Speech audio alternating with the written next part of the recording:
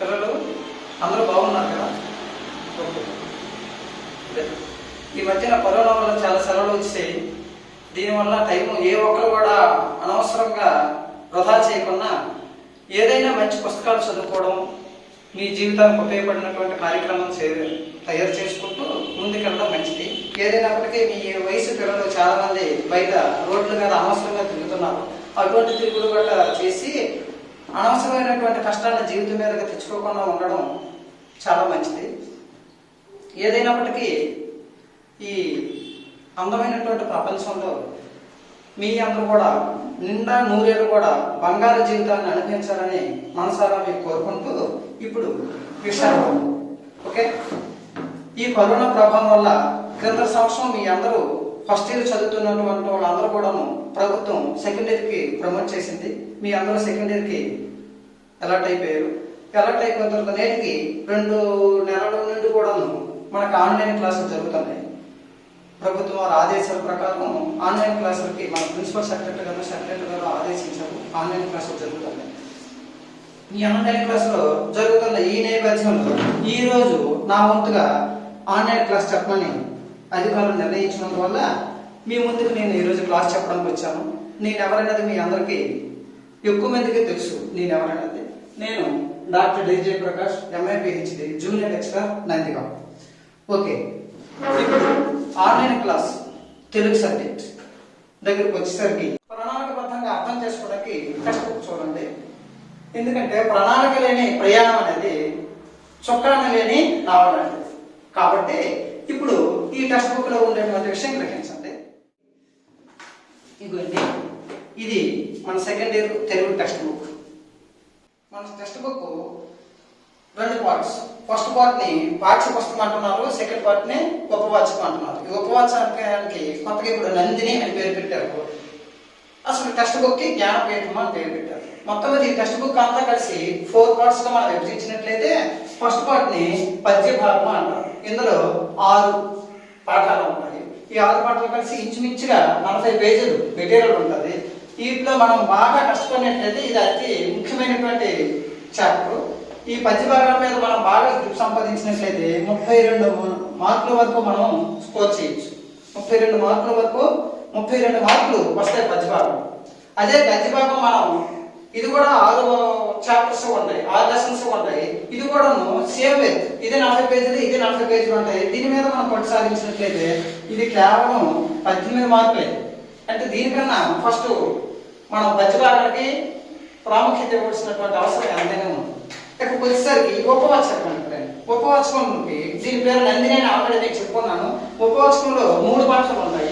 ఇది కూడా పెద్ద పెద్ద పాఠాలుగా ఇంచుమించు 40 పేజీలు మెటీరియల్ ఉంటుంది. ఇది బాగా మనం కష్టపడినట్లయితే కేవలం 10 మార్కులే ఇందులో మనం కోర్స్ చేయొచ్చు. కాబట్టి ఈ ముందు ఎలా ఉన్నట్లయితే ఇక థర్డ్ చాప్టర్ వచ్చినట్లయితే వ్యాకరణాంశాలు, నైపుణ్యాలు. ఇది బాగా మనం గ్రహించినట్లయితే 23 పేజీలే ఈ టెక్స్ట్ బుక్ లో మనకి ఇచ్చింది. 23 పేజీలు. ఈ 23 పేజీలు కలిసి మనం బాగా చదివినట్లయితే ప్రతి పదము ప్రతి అక్షరము మనం బాగా అబ్జర్వ్ చేసినట్లయితే 40 మార్కులు ఇందులో కోర్స్ చేయొచ్చు. దీన్ని బట్టి ఇది అత్యంత ముఖ్యమైనటువంటి చాప్టర్గా ఇందులో మనం గ్రహించాలి. ఇందులో ఉండేటువంటి పెద్ద ప్లస్ పాయింట్ ఏంటంటే మనకి ఈ వ్యాకరణం మీద ఇంచుమించుగా 8 ఇయర్స్ ఎడ్యుకేషన్ దీనికి మనకి అప్పటి నుండి మనం నేర్చుకున్నది. ఇంచుమించుగా 5th క్లాస్ 4th క్లాస్ నుండి దీని మీద మనకు అవగాహన కనిపిస్తారు. అంటే మనకు ఆల్రెడీ బాగా 4th, 5th, 6th, 7th, 8th, 9th, 10th, intermediate first year వరకు కూడా నేర్చుకున్నటువంటి అంశాలే ఇందులో ఇంచుమించుగా ఉంటాయి. ఇది ఇంకొకసారి మనం బాగా రివిజన్ చేసినట్లయితే 40 మార్కుల వరకు ఇందులో మనకి స్కోర్ చేయొచ్చు. కాబట్టి ఈ విధంగా మనం చూసినట్లయితే ఈ ప్రణాళిక మనం బాగా సిద్ధం చేసుకొని మనం చదువుకున్నట్లయితే బాగుంటుంది. ఆ థర్డ్ చాప్టర్ వ్యాకరణాంశాలు, నైపుణ్యాలు. దాని గురించి ఇప్పుడు మనం చెప్పుకున్నాం. ఈ వ్యాకరణాంశాలు, నైపుణ్యాలు వచ్చేసరికి ఇందులో 1వది మళ్ళీ ఇందులో 5 భాగాలు ఉంటాయి. భాషా భాగాలు, వాక్య విజ్ఞానం, 3వది ఛందస్సు, 4వది అలంకారాలు, 5 సంక్షిప్తీకరణ. ఇందులో సంక్షిప్తీకరణ తప్పించి ఇవన్నీ కూడా ఇంచుమించుగా మీకు 5వ తరగతి 6వ తరగతి నుంచి స్టార్ట్ అయిపోతాయి. ఈ భాషా భాగాలు అయితే 3rd క్లాస్ నుండే దీని మీద పూర్తి అవగాహన మనకు ఉంటుంది. కాబట్టి ఈ చాప్టర్ మనం బాగా అవగాహన చేసుకున్నట్లయితే ఏమాత్రం కష్టపడిన ఈ చాప్టర్ ఇందాక నేను చెప్పినట్టుగా 40 మార్కులు మనకు దీని మీద మనం సంపాదించవచ్చు. అందుకే ఎటువంటి పరిస్థితుల్లో దీన్ని అశ్రద్ధ చేయవలసిన అవసరం లేదు. ఇక్కడ భాషా భాగాలు త్వరగా చెప్తాము, వాక్య విజ్ఞానం చెప్తాము, తర్వాత ఛందస్ ఆల్రెడీ మీకు కంప్లీట్ అయిపోయింది. ఇప్పుడు ఇక అలంకారాల గురించి ఇప్పుడు చెప్తాం. అలంకారాల గురించి చెప్పే ముందు అంతకుముందు ఏంటంటే ఇది మీ క్వశ్చన్ పేపర్, 4 pages. ఇది క్వశ్చన్ పేపర్ 100 మార్క్స్ మీకు తెలుసు. ఈ 100 మార్క్స్ అన్ని కూడా ఇంచుమించుగా 40 మార్కుల కంటే మన పాస్ మార్క్ కన్నా ఎక్కువ ఒక గ్రామర్ పార్ట్లోనే సంపాదించగలము. ఇందులో వచ్చేది కూడా కేవలం 12 కాగితాలు మాత్రమే. అంటే ఒక 23 పేజీలు 24 పేజీలు మెటీరియల్ ఉంటుంది. బాగా కష్టపడి చదివితే మనం సంపాదించవచ్చు. అందులో తర్వాత సెకండ్ వన్ ఏంటంటే ఈ 100 మార్కులు దీంట్లో మన బిట్ పేపర్ లేదు లేదు లేదు అంటారు, కానీ 1 మార్క్ క్వశ్చన్స్ ఇందులో 34 ఉంటాయి. తర్వాత ఎప్పుడైనా వీలైనప్పుడు ఎక్కువ క్లాస్లో మీకు దీని గురించి క్వశ్చన్గా చెప్తాను. ఇది ఈ 100 మార్క్స్ 34 బిట్లు ఉంటాయి. బిట్ పేపర్ అంటే అన్ని కూడా 1 మార్క్ క్వశ్చన్స్. అది తర్వాత క్వశ్చన్ పేపర్ క్వశ్చన్ చెప్తాను. ఇప్పుడు ఇక్కడ రండి. ఇక్కడికి వచ్చిన తర్వాత ఇది మనం చెప్పవలసినటువంటి ఇది అలంకారం. అయితే సార్ ఇప్పుడు అలంకారాలు అంటే ఏంటి దాని గురించి మనం నేర్చుకుందాం. ఇప్పుడు చెప్పింది అలంకారం. అందరూ 4th one అలంకారాలు. అలంకారాల దగ్గరకు వచ్చేసరికి ఈ అలంకారాన్ని వ్యావహారిక భాషలో ఆభరణాలు అంటాం. ఆభరణాలు అంటాం. ఆభరణాలు ఈ అలంకారాలు దేనికోసం అని అంటే అలంకరించుకోవడం కోసం. అయితే అలంకరించుకోవడం దేనికోసం అంటే ఎదుటి వాళ్ళ దృష్టిని మన పైన ఆకర్షింప చేసుకోవడం కోసం ఉపయోగించేదే అలంకరణ. అలంకరణ కోసం అలంకారాలు ఉపయోగిస్తున్నాం అంతే. అయితే ఈ అలంకారాలు ముఖ్యంగా బాహ్య అలంకారాలు, బాహ్య అలంకారాలు. రెండోది అంతర్గత అలంకారాలు. అంతర్గత అలంకారాలు. ఇప్పుడు బాహ్య అలంకారాలు సాధారణంగా ఎలాగనంటే వ్యక్తి ఆర్థిక స్థోమత మీద ఆధారపడి ఉంటారు. ఆర్థిక స్థోమత కలిగినటువంటి వ్యక్తులు ఎక్కువగా అలంకరించుకుంటారు, ఆర్థిక స్థోమత లేని వాళ్ళు తక్కువగా అలంకరించుకుంటారు. అది ఈ బాహ్య అలంకారాల వల్ల వచ్చినటువంటి సమాజంలో మనం సంపాదించినటువంటి గౌరవ మర్యాదలు కేవలం తాత్కాలికమే. అది చిరస్థాయిగా నిలవలసినటువంటి అలంకరణ మాత్రం కాదు. ఈ బాహ్య అలంకారాల వల్ల మనకు వచ్చినటువంటి గౌరవ మర్యాదలు కేవలం గొప్ప వాళ్ళ ద్వారా కాదు, అది సామాన్యమైనటువంటి వ్యక్తుల ద్వారా మనం గ్రహించగలం. గొప్ప వాళ్ళు అయినటువంటి వాళ్ళు ఎవరు కూడా బాహ్య అలంకారాలకి అంతగా ప్రాముఖ్యత ఇవ్వరు. అదే బాహ్య అలంకారం. ఇక అంతర్గత అలంకారం అర్థమవుతుంది కదా ఇక్కడ విషయాన్ని. అంతర్గత అలంకారం మీకు అర్థమవుతుందని రాసేస్తాను, చూసుకోండి. ఇది అంతర్గత అలంకారం. అంతర్గత అలంకారాలు బాహ్య అలంకారాలకు మాత్రం కాదు. అంతర్గత అలంకారాలను అలంకరించాలి అనుకున్నప్పుడు ఆ వ్యక్తి చాలా రకాలైనటువంటి వ్యయ ప్రయాసాలకు శ్రమకి తప్పనిసరిగా లోనవుతారు. ఎన్నో అక్షరాలకు ఎన్నో త్యాగాలు చేయవలసి ఉంటారు. ఎన్నో సుఖ సంతోషాలకు శ్రమ పడవలసి వస్తుంది. అప్పుడే అంతర్గత అలంకరించుకోవడానికి అతడు బొత్తుడై ఉంటాడు. అంతర్గత అలంకారం అలంకరించుకోవడానికి అతను బద్ధుడై ఉంటాడు. ఇక ఈ అంతర్గత అలంకారం ఉపయోగించుకునే ముందు అంతర్గత అలంకారంలో బాహ్య అలంకారం లాగా ఆర్థిక స్థోమత ఉండవలసిన అవసరం మీకు లేదు. కేవలం ఏ వ్యక్తి అయితే అంతర్గత అలంకారాన్ని ధరించాలి అని ఏ వ్యక్తి అయితే ఒక కమిట్మెంట్ మీద అయితే ఉంటారో ఆ వ్యక్తి తప్పనిసరిగా ఎన్నో వ్యయ ప్రయాసాలకు ఎన్నో కష్టాలకు త్యాగాలకు నిరతులై ఉన్న తరువాతనే అంతర్గత అలంకారం అతన్ని భరిస్తుంది. అదే అంతర్గత అలంకారం వల్ల సంపాదించినటువంటి గౌరవ మర్యాదలు చిరస్థాయిగా ఉంటాయి. చిరస్థాయిగా ఉండవలసిందే. దీనికి ఏ రకమైనటువంటి బాహ్య అలంకారాలకి దీనికి సంబంధం లేదు. అంటే బాహ్య అలంకారాలను పైకి ఆపోజిట్ గా ఉండేటువంటి అలంకారం. ఈ రోజు గొప్పవాళ్ళగా కీర్తింపబడే ప్రతి ఒక్కరు కూడాను అంతర్గత అలంకారం వల్ల గౌరవింపబడినటువంటి వాళ్ళే. ఉదాహరణకు మనకు మీ అందరికీ తెలిసినట్టుగా గాంధీ మహాత్ముడు చూస్తే అహింస, సత్యం ఆ రెండిట్లో అతను అంతర్గత అలంకారంగా ఉపయోగించుకొని అతను గొప్పవాడయ్యాడు. అలాగే ఏపీజే అబ్దుల్ కలాం గారు, అలానే డాక్టర్ బిఆర్ అంబేద్కర్ గారు, అలాగే ఒక మదర్ తెరేసా కానివ్వండి, వీళ్ళందరూ ఒక్కొక్కరు ఒక్కొక్క రకమైనటువంటి అంతర్గత అలంకారం క్వాలిటీస్. అదే అంతర్గత అలంకారంలో క్వాలిటీస్ అంటారు. అంతర్గత అలంకారం ఉపయోగించుకొని గొప్పవాళ్ళు. వాళ్ళు ఆ స్టేజ్కి రావడానికి ఎన్నో రకాలైనటువంటి కష్టాల్ని ఎదుర్కొని చివరికి వాళ్ళ యొక్క లక్ష్యాన్ని చేరుకున్నటువంటి వ్యక్తులే ఈరోజు గొప్పవాళ్ళైనటువంటి మన రాష్ట్రపతి గారు కానివ్వండి, ఆ తర్వాత మన ప్రధానమంత్రి గారు కానివ్వండి, లేదంటే ఒక ముఖ్యమంత్రి కానివ్వండి, అలాగే మన ప్రిన్సిపల్ సెక్రటరీ గారు అవ్వండి, మన సెక్రటరీ గారు అవ్వండి, వీళ్ళందరూ కూడా ఏదైతే లక్ష్యం ఏర్పాటు చేసుకున్నారో వాళ్ళ లక్ష్యం దగ్గరికి చేరుకోవడానికి ఎన్నో శ్రమలకి వచ్చి వచ్చి వచ్చి చిట్ట చివరికి విజేతగా నిలిచినటువంటి వ్యక్తులు వాళ్ళ తోటి వాళ్ళందరికంటే డిఫరెంట్గా ఆలోచించి డిఫరెంట్గా అడుగులు వేసి ప్రత్యేకించినటువంటి మార్గం ఏర్పాటు చేసుకొని ఆ లక్ష్యాన్ని వాళ్ళు చేరుకొని విజేతగా ఈ రోజు సమాజంలో నిలబడగలిగారు. విజేత అనేటువంటి వాడు భిన్నమైనటువంటి పనులు మాత్రం చేయడు. ఏంటి? విజేత భిన్నమైన పనులు మాత్రం చేయడు, పని భిన్నంగా చేస్తారు. అది విజేతలో ఉండేటువంటి అసలు రహస్యం. ఆ విధంగా ఈ రోజు చూసినటువంటి ప్రతి ఒక్కరు అది. ఇక అలంకారాల దగ్గరికి, ఈ అంతర్గత అలంకారాల దగ్గరికి వచ్చేసరికి ఒక్కొక్కరికి తండ్రి కొన్ని అంతర్గత అలంకారాలు క్వాలిటీస్ కలిగి ఉండాలి. అలాగే అంటే తండ్రి అంటే అదే తల్లిదండ్రులు ఒక అంతర్గత అలంకారాలు ఉండాలి. అలాగే మనం చూసినట్లయితే బయట కొన్ని, అలాగే ఉపాధ్యాయులకు కొన్ని అంతర్గత అలంకారాలు ఉండాలి. ఇవన్నీ దేనికంటే ఎదుటి వాళ్ళని ఆకర్షింపజేయలేదు, ఎదుటి వాళ్ళ యొక్క ఆలోచనలు మన మీద పడ్డం కోసం ఈ అంతర్గత అలంకారాలు అవసరం. అలాగే విద్యార్థికి కూడా కొన్ని అంతర్గత అలంకారాలు అవసరం. ఏ విద్యార్థికి అయితే పూర్తి అంతర్గత అలంకారాలతో నిబిడీకృతమై ఉంటాడో ఆ విద్యార్థి తన యొక్క లక్ష్యాన్ని అత్యంత వేగంగా చేరుకోవడానికి వీలవుతుంది, తన యొక్క లక్ష్యం వైపు నడిపిస్తుంది. ఇప్పుడు అంతర్గత అలంకారాలు విద్యార్థికి కూడా చాలా అవసరం. అది ఎంతగా చెప్తారు. ఈ విద్యార్థికి అంతర్గత అలంకారాలులోన మొట్టమొదట మనం తెలుసుకోవాల్సింది ఏంటంటే కూర్చో.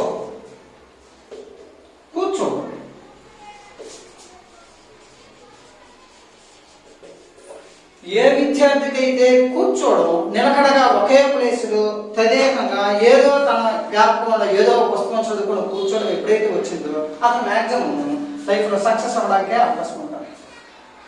అది సిట్టింగ్ రావాలి, అది ఫస్ట్. తర్వాత ఏంటంటే ప్రతి విద్యార్థి కూడా సుఖము, సంతోషము, నిద్ర అటువంటికి కాస్త దూరంగా ఉండాలి. తర్వాత స్నేహం, ఇవన్నింటినీ పక్కన పెట్టి తనదంటూ ఒక ప్రత్యేకించినటువంటి మార్గం ఏర్పాటు చేసుకున్నటువంటి ప్రతి ఒక్క విద్యార్థి మంచి విద్యార్థి కాదు.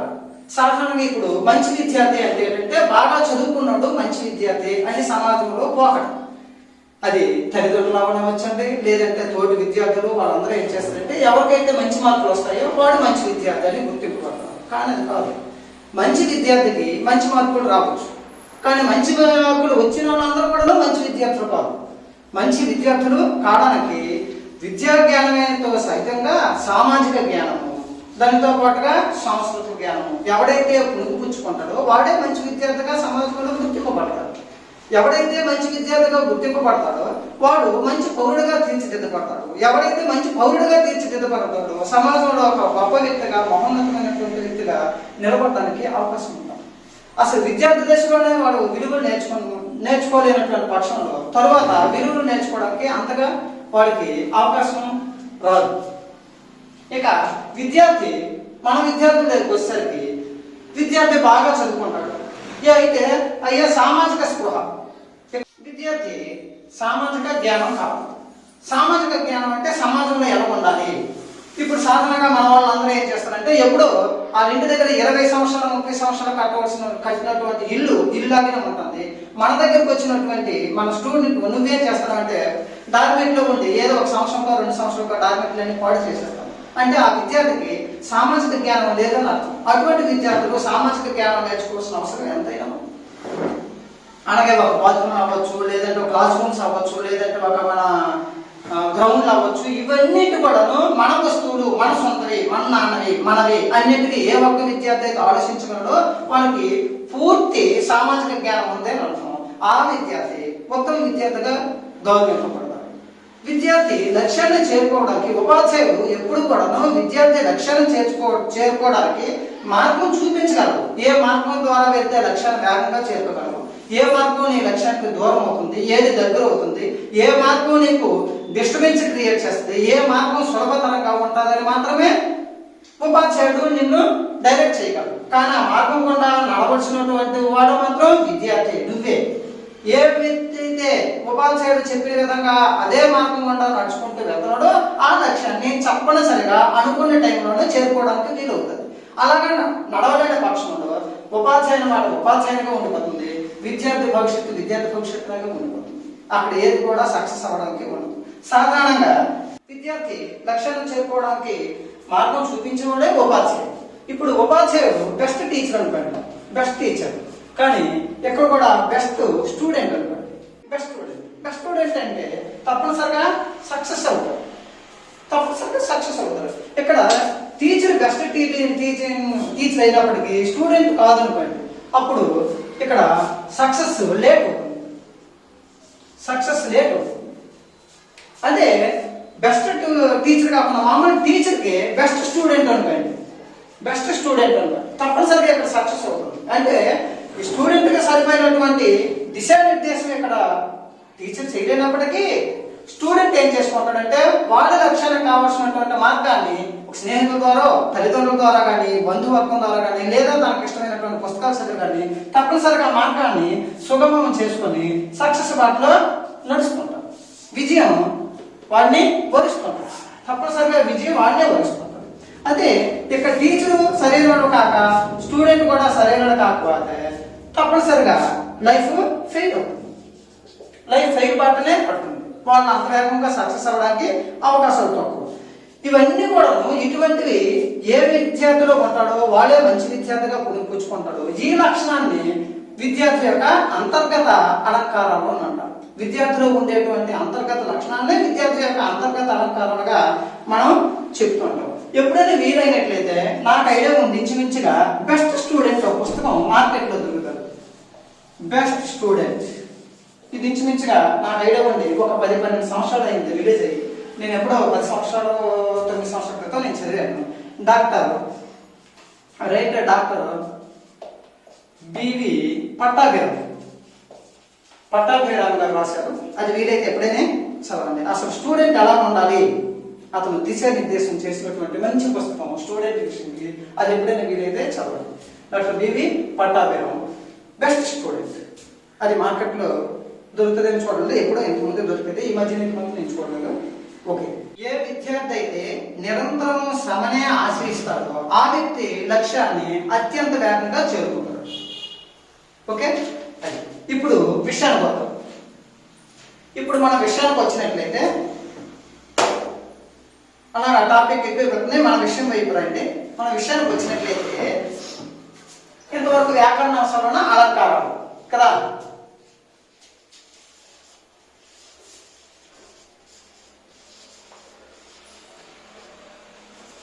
అలంకారం మనువు దగ్గర నుండి కూడా వస్తున్నటువంటి పద్ధతి ఏంటంటే, ఆనాటి మనువు దగ్గర నుండి కవులు, అలాగే సాహిత్యవేత్తలు, అలంకారకులు వీళ్ళందరూ కూడా ఒక నది ఉందనుకోండి, నదికి స్త్రీయత్వం ఆపాదించారు. స్త్రీయత్వం. అలాగే ఒక కొండ ఉంది, పర్వతం ఉంది, పర్వతానికి పురుష రూపం. గాలి ఉంది, దానికి ఒక పురుష రూపం. గాలి దేవుడు అనుకుంటారు చూడండి. అలాగే నీరు ఉంది, ఒక స్త్రీ రూపం. అలాగే ఇంకేంటి, ఇక ఏ రూపం చూసినా ప్రతి దీనికి ఒక చంద్రుడు అన్నాడు, పురుష రూపం. మేఘం ఉంది, పురుష రూపం.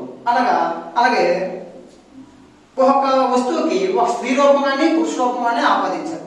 అలాగే మనం చూసిన ఒక సాహిత్యం చదువు దగ్గరికి వచ్చినట్టుగా స్త్రీ రూపం ఆపాదించారు. కాబట్టి స్త్రీ రూపం ఆపాదించారు కాబట్టి అలంకారాలు అవసరము అని ఆలోచనకు వచ్చారు. స్త్రీ రూపం ఆలోచించారు కాబట్టి, ఆపాదించారు కాబట్టి అలంకారాలు అవసరము అని. ఇప్పుడు ఒక్కొక్కటి స్త్రీ రూపము ఇప్పుడు సమాజంలో మనం చూసుకున్నట్లయితే, ఈ సృష్టిలో చూసినట్లయితే పురుష రూపాలు స్త్రీ రూపాలు ఉన్నాయి. ఏ జీవిని, పశుపక్షాదులతో సహితంగా ఏ జీవిని మనం చూసి పురుష జీవి అందంగా ఉంటారు. మీరు గ్రహించారే, పురుష జీవి చాలా అందంగా ఉంటారు. దేనికంటే స్త్రీ జీవి కంటే. మీకు ఆశ్చర్యాన్ని కలిగించవచ్చు. సాధారణంగా మనం చూస్తున్నటువంటి కోడి పెట్టని చూసుకోండి. కోడి పుంజు అందంగా ఉంటుంది. అలాగే ఒక నెమలు చూడండి.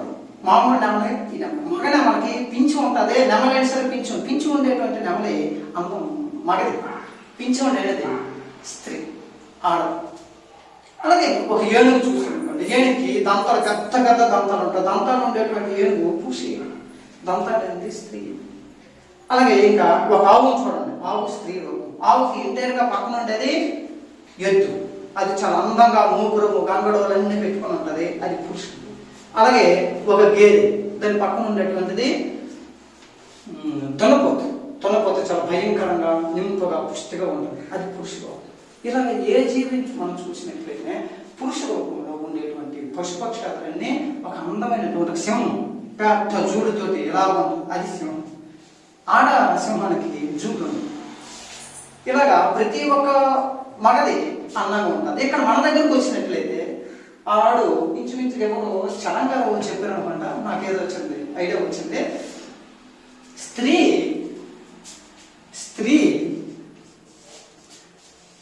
అందంగా ఉండాలి, అందంగా ఉండాలి. స్త్రీ అందంగా ఉండాలి. అందంగా ఉండాలంటే తప్పనిసరిగా అలంకారయుతమై ఉండాలి, అలంకారం ధరించుకొని ఉండాలి. అందంకి ఇంపార్టెంట్ ఇవ్వాలని తన అర్థం. ఇంటర్ వెంటనే అతను ఏం చెప్తాడంటే స్త్రీ అందంగా ఉండాలి, పురుషుడు అందంగా ఉంటాడు. దాన్ని బేస్ చేసుకుని ఈరోజు మన చలంగా ఏదో బహుశా స్త్రీ ఏదో ఉంటుందని చూసింది. పురుషుడు అందంగా ఉంటాడు, స్త్రీ అందంగా ఉంటాడు. ఇలాగా ఏది చూసినా ఈ సరాసరి జగత్తులో ఏది చూసినా అదే బేస్ మీద ఉన్నది కాబట్టి కవిత్వం స్త్రీ రూపాన్ని ఆపాదించారు కాబట్టి కవిత్వాన్ని కూడా అలంకారాలు అవసరమో అని ఒక నిర్ణయానికి కవులు, సాహిత్యకారులు, అలంకారకులు వీళ్ళు వచ్చి కవిత్వం దగ్గరికి వచ్చేసరికి అలంకారాలు ఉండాలి అని పేరు పెట్టారు. కవిత్వం అలంకారాలు, ఈ కవిత్వం దగ్గరికి అలంకారాల దగ్గరికి వచ్చేసరికి మళ్ళీ రెండు రకాల ఇందాక మీకు చెప్పినట్టుగా, ఒకటి శబ్దాలంకారాలు. ఇక్కడికి వచ్చాం మనం, ఎంతవరకు చెప్పింది దీనికోసమే మీకు అర్థమై ఉంటుంది. రెండోది అర్థాలంకారం. శబ్దాలంకారం అంటే ఎంతవరకు బాహ్యాలంకారాలను చెప్పుకున్నామే, శాస్త్రీయ కాదని. అలాగే ఈ అక్కడ బాహ్యాలంకారాన్ని ఇక్కడ సాహిత్యం దగ్గరికి వచ్చేసరికి శబ్దాలంకారాలు అని అంటున్నారు. అక్కడికి వచ్చేసరికి అంతర్గత అలంకారాలు, అవి శాస్త్రీయమైనవి, ఎదుటి వాళ్ళని ఆకర్షింపజేయవి అన్ని అంటామే, దాన్ని ఇక్కడ అర్థాలంకారాలు అంటారు. ఇక్కడ మనం చెప్పవలసిందంతా ఏంటంటే అర్థాలంకారాల తర్వాత క్లాసులో మీకు చెప్తాను. ఇప్పుడు మనం నేర్చుకోవాల్సినటువంటి ఏంటంటే శబ్దాలంకారం. ఎక్కడ తేడాకే మీకు అవన్నీ చెప్పాను. ఇది శబ్దాలంకారం. ఈ శబ్దాలంకారాలు అంటే ఏంటి? టెక్స్ట్ బుక్ మీద ఉంది కదా టెక్స్ట్ బుక్, ఆ టెక్స్ట్ బుక్ అంతా ఒకసారి తీయండి. తీసినట్లయితే చూడండి,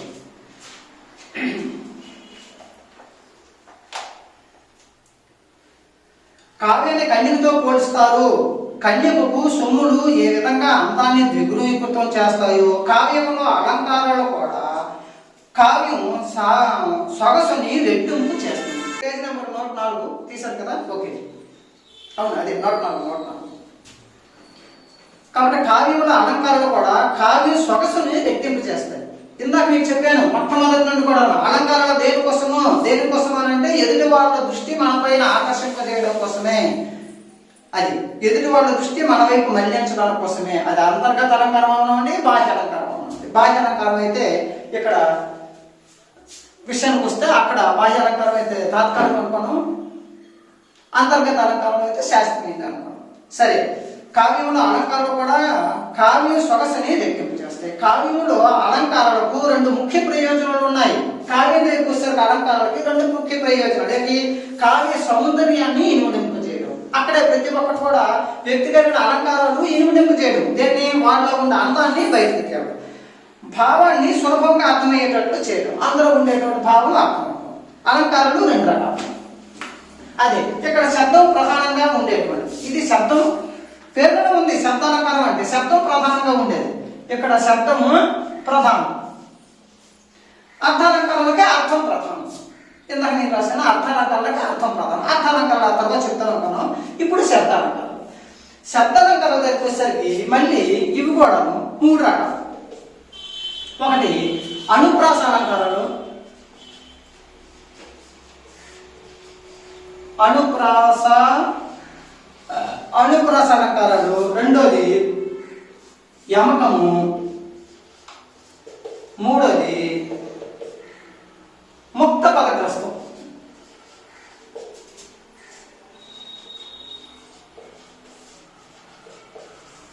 ముక్త పద గ్రస్తానం. అది ఇప్పుడు మనం చెప్పవలసిన మళ్ళీ ఇప్పుడు మళ్ళీ మన సెకండరీ సిలబస్ వచ్చేసరికి యమకాలంకారాలు లేవు, ముక్త పద గ్రస్తాలంకారాలు లేవు. అంటే శబ్దాలంకారాల్లో కూడా ఒక అనుప్రాస అలంకారాలనే మనం నేర్చుకోవాలి. ఈ అనుప్రాస అలంకారాల్లో కూడా మనకి ఇప్పుడు 4 అలంకారాలే వచ్చాయి. 4 అలంకారాలే ఇచ్చారు. అవి వృత్యానుప్రాసం అన్నారు. చెప్తానంట వృత్యానుప్రాసం. ఓకే, ఇప్పుడు శబ్దాలంకారాలు ఏమనుకో, శబ్దాలంకారాలు అర్థాలంకారాలు చెప్పాను, అర్థాలంకారాలు తర్వాత చెప్తాం. శబ్దాలంకారాలకి అనుప్రాస అలంకారాలు, యమకము, ముక్త పదగ్రస్తం. యమకము ముక్త పదగ్రస్తం మనకు సిలబస్ లో లేదు. శబ్దాలంకారాలు అనుప్రాస అలంకారాలు మనకు వచ్చాయి. అనుప్రాస అలంకారాలు మొట్టమొదటి వృత్యానుప్రాసం, తర్వాత వచ్చింది చాకానుప్రాస, లాటానుప్రాస, అంత్యానుప్రాస. తర్వాత క్లాసులో చెప్తాం. ఇప్పుడు వృత్యానుప్రాస అలంకారం చూడండి. వృత్యానుప్రాసం. అనుప్రాస అంటే హల్లు అనుప్రాసం. అనుప్రాసం అంటే హల్లు పునరుక్తి. ఆ హల్లు మాట మాటకి వచ్చినట్టు ప్రాసకి అనుసరించి అని అర్థం. ప్రాసకి అనుసరించి ఏదైతే ఒక అక్షరం వస్తుందో దాన్ని అనుసరించినట్టు వచ్చి ఆవృత్తి అవుతుంది. దాన్ని అయినట్లయితే వృత్యానుప్రాస అంటారు. వచ్చిన హల్లు మళ్ళీ మళ్ళీ రావడం. ఇది వీణుని విందే శబ్దాన్ని అందిస్తుంది. వీణుని విందు అంటే చెవులకి చాలా ఇంపుగా అందులో ఉండేటువంటి అర్థం సాధారణంగా ఎవరికో గొప్పలో తప్పించి అర్థం అవ్వకపోవచ్చు. సాధారణమైనటువంటి వ్యక్తి కూడా ఆస్వాదనకి అనుకూలంగా ఉంటుంది శబ్దాలంకారం. అత్యంత సాధారణమైనటువంటి వ్యక్తి అయినప్పటికీ చూసేసరికి వినేసరికి అబ్బా అని మైమర్పించినటువంటి అలంకారం శబ్దాలంకారం. అందులో ఉండేటువంటి అర్థం మనకు అర్థం శబ్దం అంత అట్రాక్ట్ గా ఉంటుంది. ఒకే ఎగ్జాంపుల్కి ఇచ్చాడు జిష్ణు. మీకు తెలిసిందే, ఇంతకుముందు మనం నేర్చుకున్నదే 10th క్లాస్లో. విష్ణు చూడండి 140 పేజ్. 140 పేజ్ చూస్తే మీకు తెలుస్తుంది. జిష్ణు సహిష్ణు కృష్ణు. ఇక్కడ స్ను అలాగా ఒక అనుప్రాస ఆవృత్తిగా వస్తుంది. అడుగులు తడబడ బొడతడు నడిచి. అడుగులు తడబడ బొడతడు నడిచింది. డా డా డా డా డా డా డా అది ఎక్కడైనా ఒక అక్షరం ఆటోమేటిక్గా ఫ్రీక్వెంట్ గా వచ్చినట్లయితే దానికి వృత్యానుప్రాస అలంకారం. ఓకే, ఒకటది అనుప్రాస అలంకారంలో వృత్యానుప్రాస అలంకారం చెప్పాము. ఇప్పుడు తర్వాతది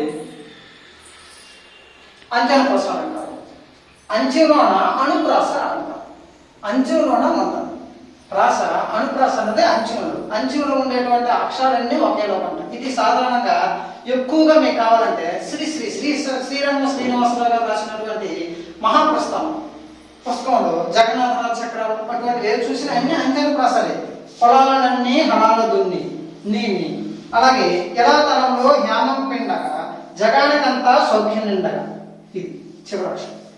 అలాగే ఆ మధ్యన సినిమా ఏదో చిరంజీవి సినిమా ఏదో వచ్చింది, నేను విజలేస్తే ఆంధ్ర సోడా బుడ్డి అదేదో తర్వాత ఏదో మిడ్డి ఏదో వచ్చింది. అలాగా ఇప్పుడు వచ్చినటువంటి సినిమా పాటల సాధనంగా అంత్యానుప్రాసతో వచ్చినటువంటి సినిమా పాట పూర్తిగా నాకు రాదనుకోండి తర్వాత అది ఆ చివరి వచ్చినటువంటి అంత్యానుప్రాస ఒకే రకమైనటువంటి అక్షరం వస్తుంది దానికి. అలానే ఎగ్జాంపుల్ మనకి హనుమంత్ సందేశంలో చూసినట్లయితే ఎక్కడ చూడండి, హనుమంత్ సందేశంలో ఎక్కడ ఉన్నట్టు నా బుక్ 19వ పేజీ తీయండి. నేల మేఘశ్చాయగోడు దేహమవాడు ధవలాబ్జ పత్ర నేత్రముల వాడు కంబు సన్నిభమైన కంఠంబు గలవాడు చక్కని పీన వక్షంబు వాడు తిర్ణనైన కనపట్టు దీర్ఘ బాహుల వాడు ఘనమైన దుంది స్వనమవాడు పద్మరేఖల గొలుగు పద యుగంబుల వాడు బాగైన ఎట్టి గుల్ఫముల వాడు వాడు వాడు వాడు వాడు మళ్ళా రాసినటువంటిది. అవన్నీటువంటివి అటువంటివి అంత్యానుప్రాస అలంకారాలు అలాగే ఉంటాయి. ఇంకెక్కడైనా టెక్స్ట్ బుక్లు ఉంది, ఇంకెక్కడుంది, ఇంకేదైనా వస్తే నాకు అడగచ్చు. ఓకే. నెక్స్ట్ మనం నేర్చుకో వృత్యన ప్రశ్న అయిపోయింది. తర్వాత అంత్యాన ప్రశ్న చెప్పాము. ఇప్పుడు మూడోది చాకాన ప్రశ్న. టెక్స్ట్ బుక్ లో రెండోది అనుకోండి, మీ టెక్స్ట్ బుక్ లో చూడండి 105వ పేజీలో ఉంటుంది చాకాన ప్రశ్న. శాకాన ప్రాసం ఏంటంటే ఇక్కడ అనుప్రాసం అని చెప్పాం కదా, అనుప్రాసం అంటే ఏంటని చెప్పాం కదా, ఇక్కడ వచ్చినటువంటి పదాలు పక్క పక్కన వస్తాయి. పదము పక్క పక్కనే వస్తుంది కానీ అర్థభేదంతో వస్తుంది. ఆ పదంకి ఈ పదంకి అర్థం మాత్రం మారిపోతుంటుంది. ఇక్కడ నంద వేరు, ఇక్కడ నంద వేరు. ఇక్కడ నంద అంటే నందుడు, ఇక్కడ నంద అంటే కుమార్. నంద నందన నీకు 100 వందనాలు. ఇక్కడ వందనాలు అంటే నమస్కారాలు నాకు. ఇక్కడ 100 అంటే మనం సాధారణంగా ఉపయోగించినటువంటి నెంబర్ 100. నీకు 100 నమస్కారాలు చేస్తాను. ఓ నందుని కుమార నీకు 100 నమస్కారాలు చేస్తాను. ఇక్కడ 100, ఇక్కడ 100, రెండు 100 పదం ఒకటైనప్పటికీ అర్థం మాత్రం మారిపోతుంది. ఇక్కడ నంద నంద అయినప్పటికీ అర్థం మాత్రం మారిపోతుంది. అలాగే చూడండి, సర్వదా విచారింపని పని చేయడం. సర్వదా అంటే ఎల్లప్పుడూ, విచారింపని ఆలోచించినటువంటి పని చేయదు. ఎప్పుడో ఆలోచించే పని చేయాలి. ఎప్పుడో ఏ పని అయితే ఆలోచిస్తామో ఆ పనే చేయాలి. విచారింపని విచారించడం ఆలోచించడం. విచారింపని ఈ చివరి 2 అక్షరాలు పని. కానీ ఇక్కడ పని ఇక్కడ పని పక్క పక్కన వచ్చాయి. ఇవి పదాలు ఒకటే కానీ అర్థం మాత్రం అర్థ భేదంతో రావాలి. పదాలు పక్క పక్కన రావాలి. అలా వచ్చినట్లయితే చాకాన ప్రశ్న అంటారు మనం అంటారు. దీనికి కాస్త డిఫరెంట్ గా ఉంటుంది. అందుకే ఈ రెండు కలిసి ఒక దగ్గర మీకు అర్థం అవడం కోసం చెప్తున్నాను. యాక్చువల్గా ఇది రెండో చెప్పాలి, అర్థం అవడం కోసం ఇక్కడ చెప్తాను. లాగాన ప్రశ్న. ఇక్కడ పదాలు పక్క పక్కనే వస్తాయి, ఇక్కడ పక్క పక్కనే పదాలు వస్తాయి. ఇక్కడ అర్థం మారిపోతుంది కదా, ఇక్కడ అర్థం మాత్రం మారుతుంది. అర్థం మాత్రం ఒకటే ఉంటుంది కానీ తాత్పర్యం మాత్రం మారుతుంది. తాత్పర్యం అంటే అర్థం ఇంకా కూలంకషంగా వెళ్ళి డీప్ గా ఆలోచిస్తే వచ్చినటువంటి అసలైనటువంటి అర్థం ఏదో ఉందో ఇక్కడ క్లియర్గా మీకు ఉంటుంది. చూడండి లాగాన కోసం ఒకసారి తీయండి. Text book number 106. తాత్పర్యం సందర్భానుసారంగా మనం విశేషంగా తీసుకున్నటువంటి అర్థం. అప్పుడు సందర్భానికి ప్రతి పదానికి 2-3 అర్థాలు ఉంటాయి అనగా ఆ అర్థం. ఇక్కడ అమ్మ చూపించే ప్రేమ ప్రేమ, ఇక్కడ ప్రేమ ఇక్కడ ప్రేమ ఒకటే అర్థం. కానీ తాత్పర్యం ఏంటంటే మొదటిది ప్రేమ, రెండోది ప్రేమకి అతి ప్రేమ అని అర్థం. చాలా ఎక్కువ ప్రేమ, ముఖ్యమైనటువంటి ప్రేమ, గొప్ప ప్రేమ అని అర్థం ఇది. అలాగే శ్రీనాథుని వర్ణించు జిహ్వ. జిహ్వ అంటే ఇక్కడ నాలుక, ఇక్కడ నాలుకే ఇక్కడ నాలుకే.